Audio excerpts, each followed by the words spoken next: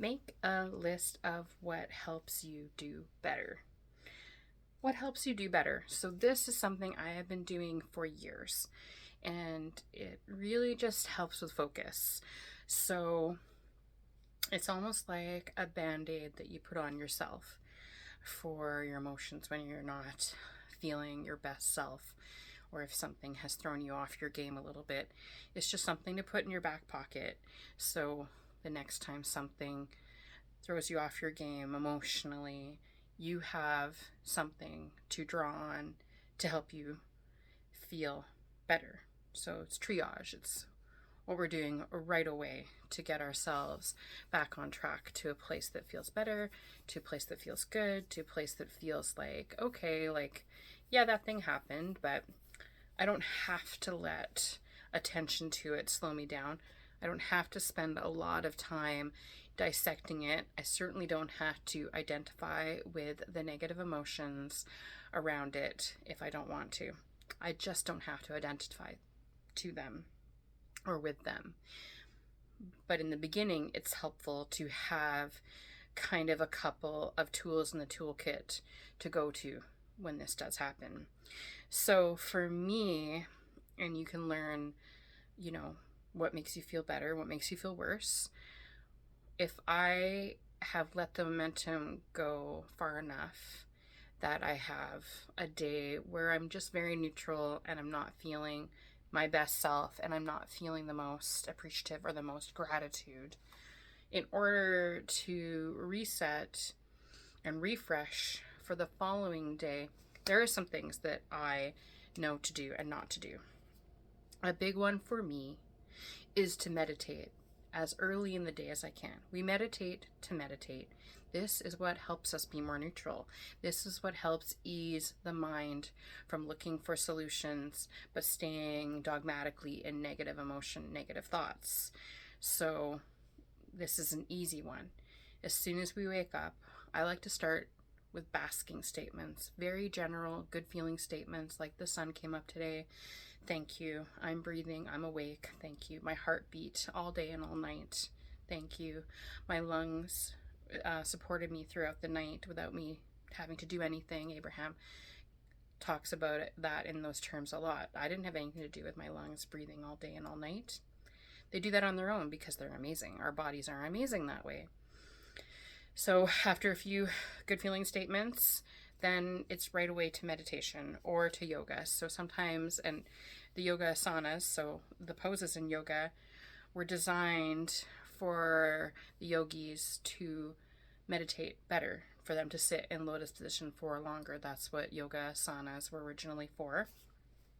So sometimes I like to break up my basking with some very gentle, good feeling morning yoga, and then I'll get to my meditation. So, again, in my toolbox, what are things that make me feel better? Meditation, as early in the day as I can make it happen. So, if that means getting up a little bit earlier, if I've got an early call time, then that's what it means. It doesn't mean I have to meditate for 15 to 20 minutes, as, say, Abraham Hicks suggests. Maybe I'm only doing an 8 to 12-minute meditation, but I will make sure that I quiet my mind before I start my busy, fun-filled day. So, basking and meditation, those are in the toolbox. Journaling, so sometimes I'll do this on the way to work because I take transit and get a ride, so I've got a chance to make some point form notes. So if it is a busy day, then I'm pulling out the notebook, I'm writing focus on one side. What do I want to focus on today? Do I want to have a thankful day? Do I want to focus on good feeling thoughts about my body? Do I want to focus on finding a better feeling thought feels very good? What do I want to make a nice, generally good feeling thing to focus on? I am blessed, I am favored. All of these things work and are helpful. On the other side, I just write down point form 10 things I love. They can be everything, or to anything. They can be my food in my fridge, they can be the dinner I had last night, they can be the breakfast I'm looking forward to having, they can be the time I'm fasting, they can be thoughts about people in my life, thoughts about things, my phone, it's a wonderful phone, my TV and wonderful shows that I get to enjoy. So that is another tool in the toolkit. And another tool is to raise endorphins, is definitely to do a workout of some kind and get the heart rate up, get the body moving, or some tapping, some light tapping all over, some general body movement. So I like to make that happen too at the beginning of the day, just to kind of set myself up. If I don't have time because my morning time is short, then it's something I get to look forward to at lunch. And that has been a real nice game changer for me, because I never really like to do a lot at lunch with a 12-hour workday, but I have found that it helped raise my energy levels and keep my energy levels up. So that's one thing I do to feel better. And after a day of maybe I was stewing about something for a little longer than I ought to have, didn't feel good, then I'm going back to these tools as soon as I can. And then another thing would be learning something new or studying. So currently I am studying to become a yoga teacher, so yoga teacher training. I make sure that I do that. It feels very good to keep the momentum of that up and to do that every day. So if I have a day where I was a little off track like I was yesterday, the best way to get back on track is to focus back towards the things we love. And then another thing to feel better is to dwell on the end. Step into the shoes of the man or woman that you would like to be, and assume that you are that now. So that is something that takes a lot of practice, takes a lot of focus, but it absolutely is doable. That's Neville Goddard.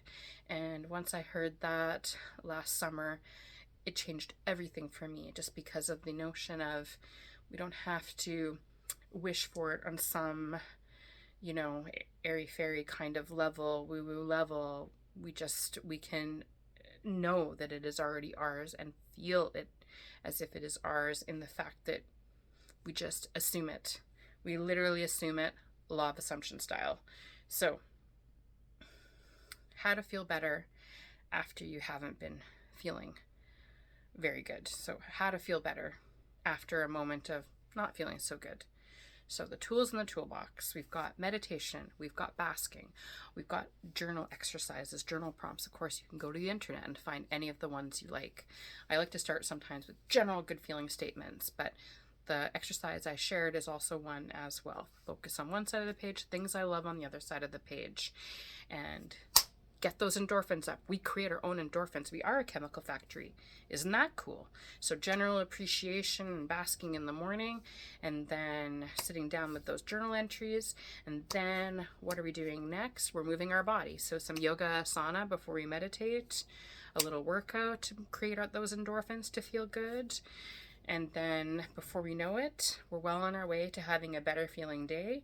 We're feeling proud of ourselves, and we're ready to engage with the world, and whatever comes, we'll be feeling better to deal with it. Thanks.